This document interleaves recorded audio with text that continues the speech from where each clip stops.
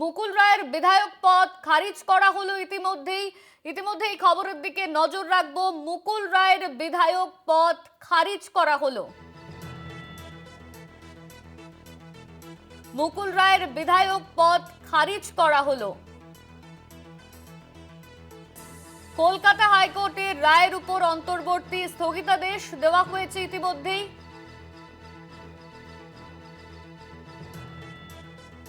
মুকুল রায়ের বিধায়ক পদ খারিজ। আমাদের সঙ্গে ফোন লাইনে রয়েছেন আমাদের প্রতিনিধি পীযূষ কান্তি নাগ। পীযূষ, ইতিমধ্যেই মুকুল রায়ের বিধায়ক পদ খারিজ করা হয়েছে, কি জানা যাচ্ছে এই নিয়ে? দেখো, তোমাকে একটু সংশোধন করে বলি যে কলকাতা হাইকোর্ট মুকুল রায়ের বিধায়ক পদ খারিজের নির্দেশ জারি করেছিল। মুকুল রায়ের বিধায়ক পদ খারিজ হয়েছিল কলকাতা হাইকোর্টের বিচারপতি দেবাংশু বসাকের ডিভিশন বেঞ্চের নির্দেশে। সেই নির্দেশকেই চ্যালেঞ্জ জানিয়ে মুকুল রায়ের পুত্র তিনি সুপ্রিম কোর্টে আবেদন জানান।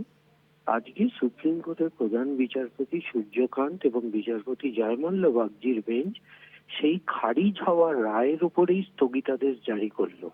অর্থাৎ মুকুল রায়ের বিধায়ক পদ যে খারিজের নির্দেশ কলকাতা হাইকোর্ট দিয়েছিল তার উপরে স্থগিতাদেশ হওয়ায় এখন কিন্তু সেই বিধায়ক পদ খারিজ হলো বলে আর বলা যাবে না। ফলে মুকুল রায়ের বিধায়ক পদ খারিজের উপরে অন্তর্বর্তীকালীন স্থগিতাদেশ জারি করলো সুপ্রিম কোর্ট। ধন্যবাদ তোমায় পীযূষ, আমাদের সঙ্গে ফোন লাইনে ছিলেন আমাদের প্রতিনিধি পীযূষ কান্তি নাগ।